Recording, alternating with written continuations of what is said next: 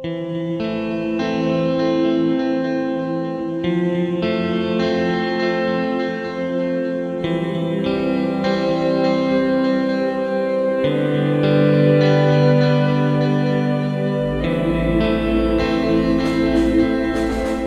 there, everybody.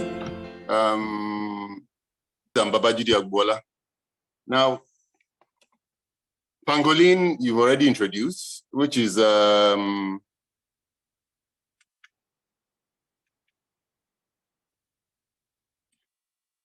nocturnal animal and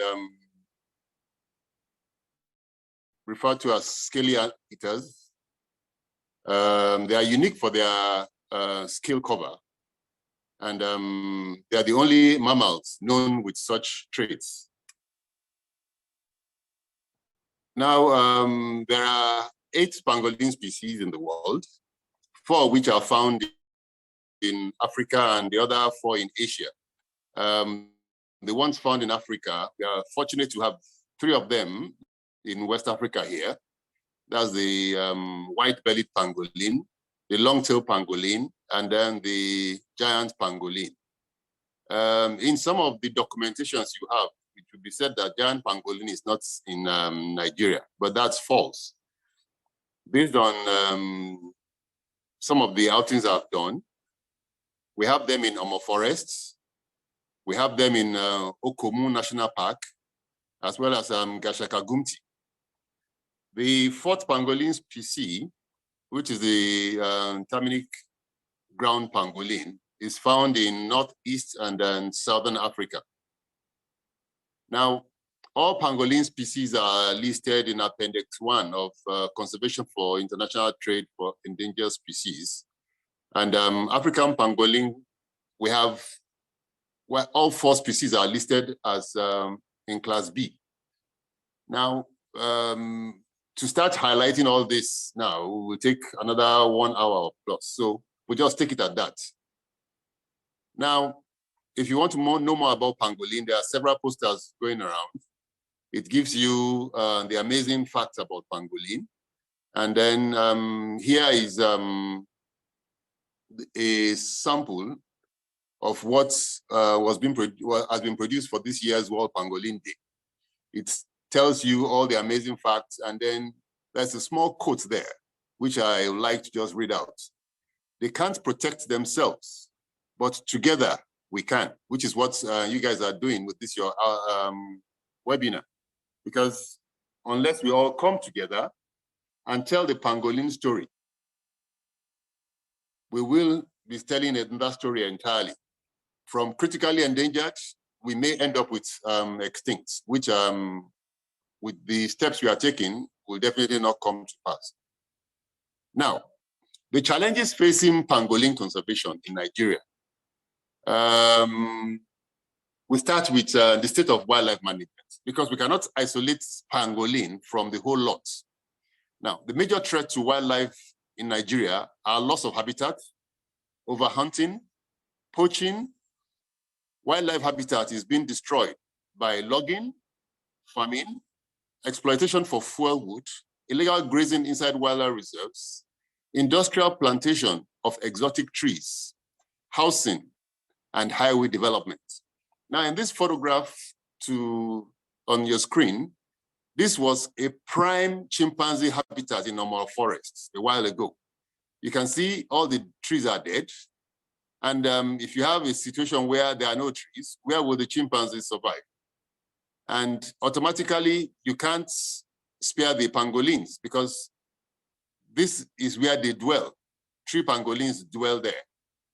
So, as at now, if we don't address the issue of overhunting, poaching, and habitat destruction, the story will be different.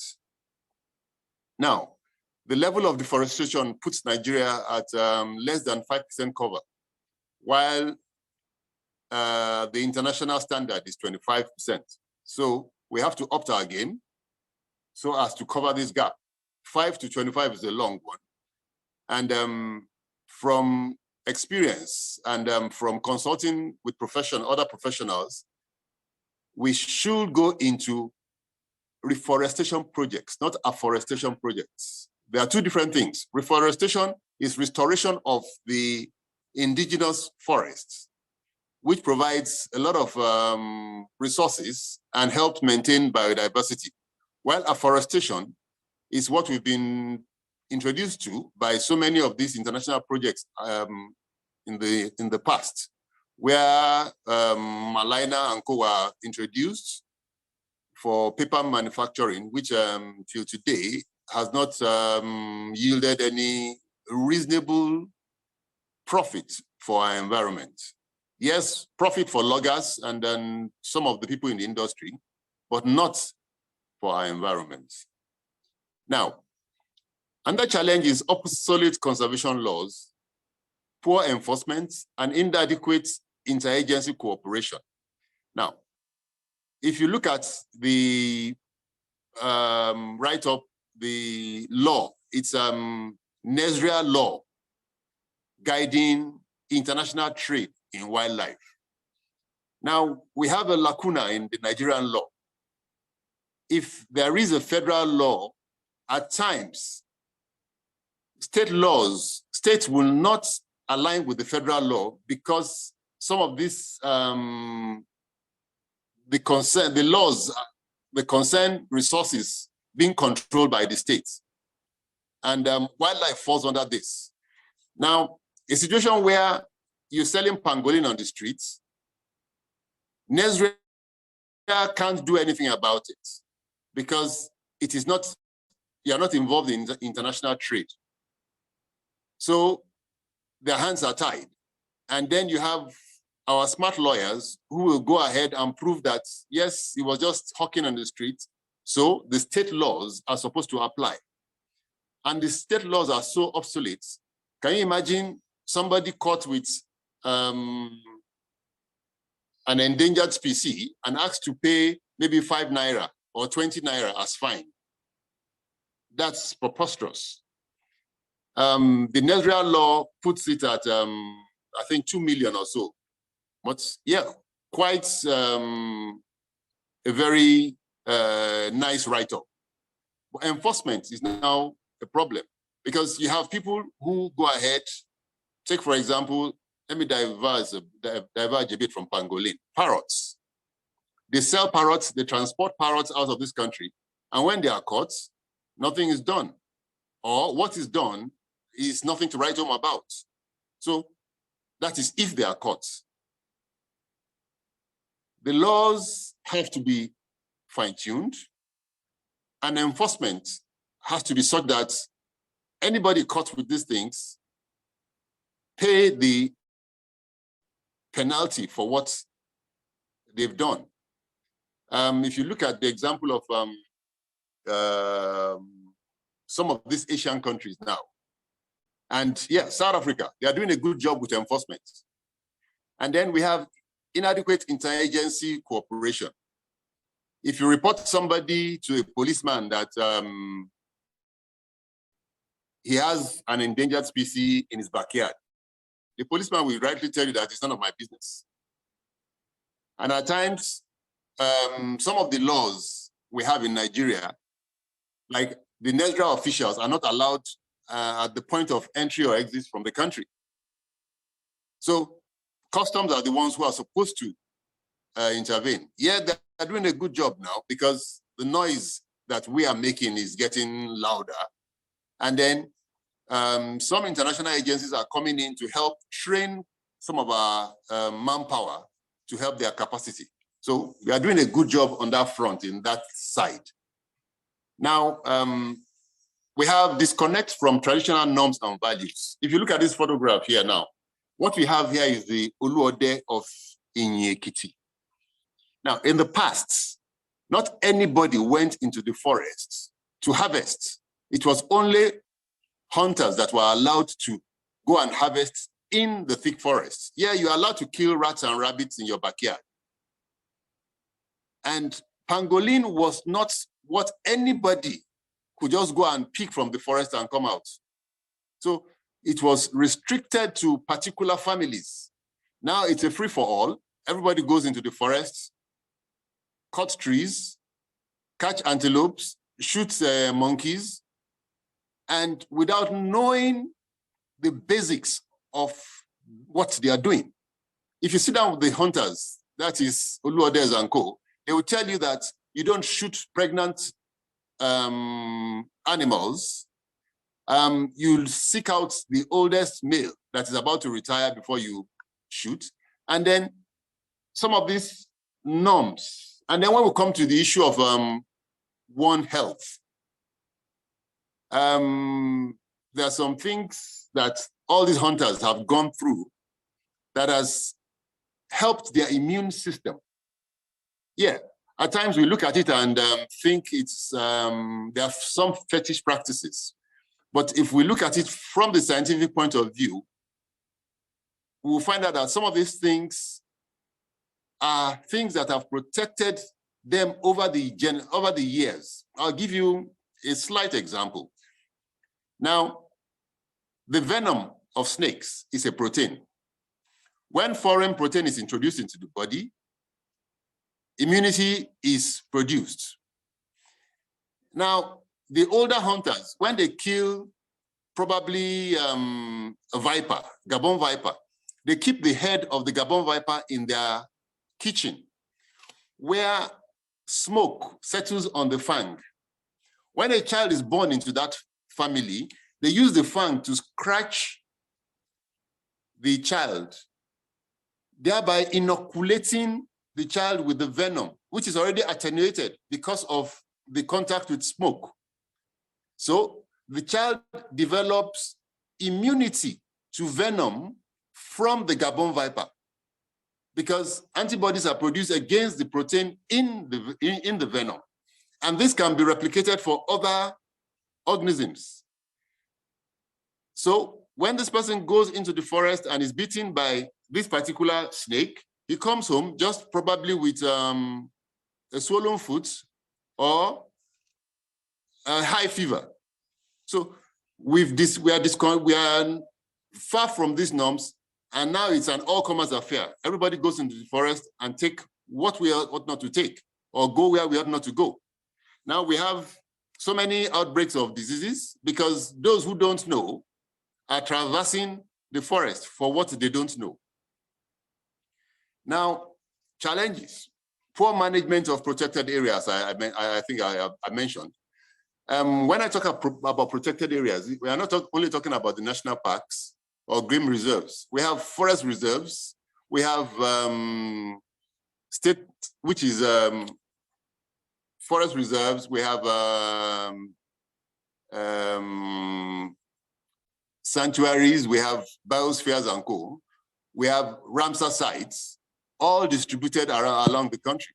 Some of the ones in the states are poorly managed because of lack of capacity, and then the careless nature of some of our civil service.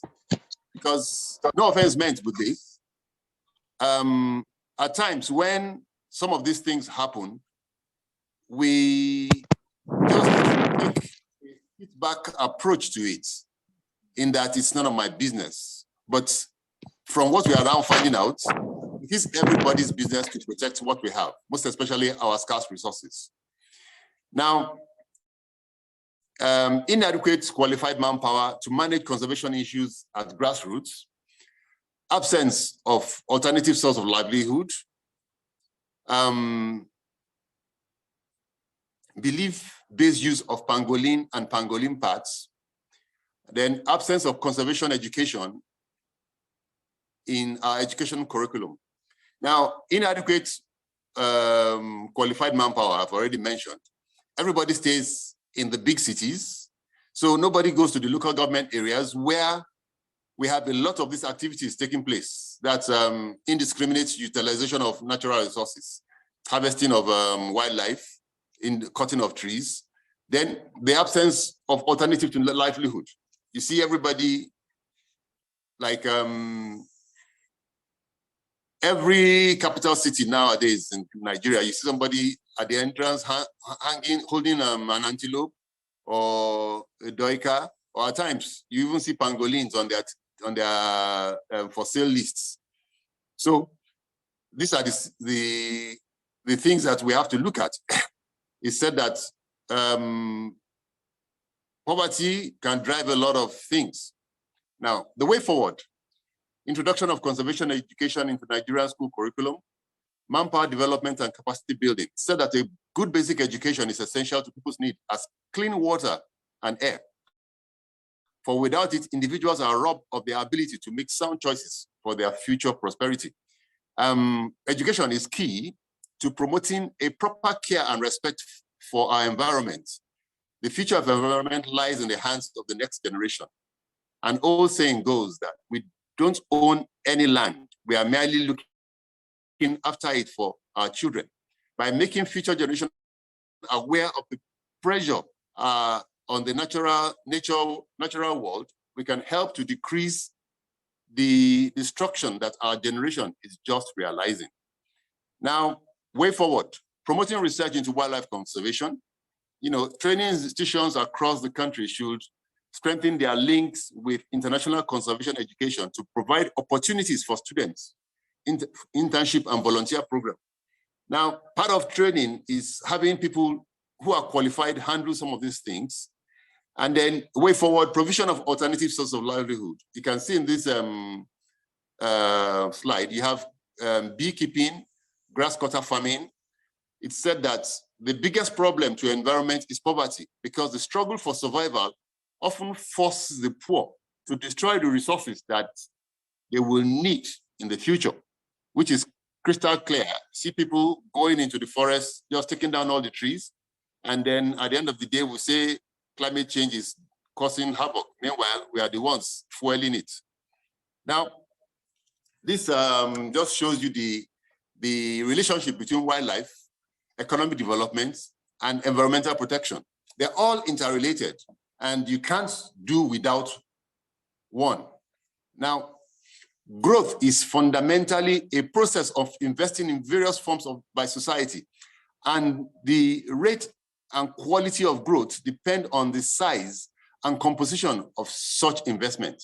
So we have to invest in our environment, because if we don't, it becomes a free-for-all, which we are already seeing. And then we have situations where this is what we have: free-for-all, anybody just going into the forest, taking pangolin, taking snails, taking antelopes, and we have a catastrophe in our hands. Now, way forward: promoting community participation in conservation, updating.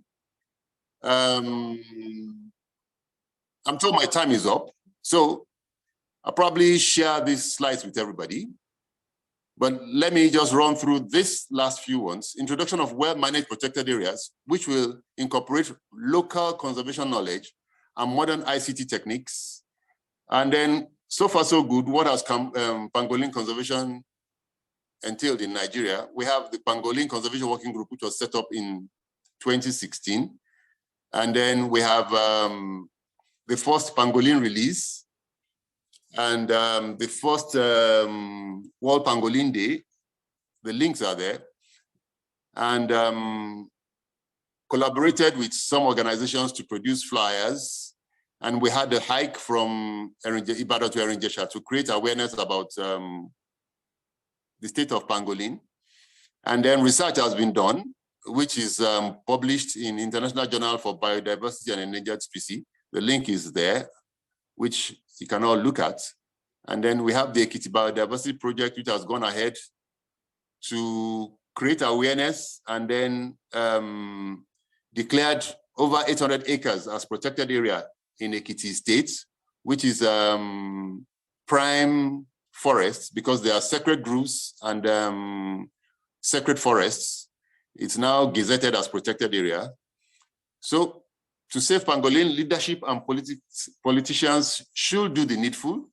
It's not only for conservationists. We all have to put our heads together.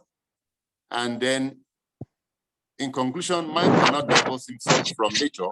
Hence, when man is fully aware and appreciate things around him, he knows exactly what to do, and we can definitely do a better job at protecting our environment.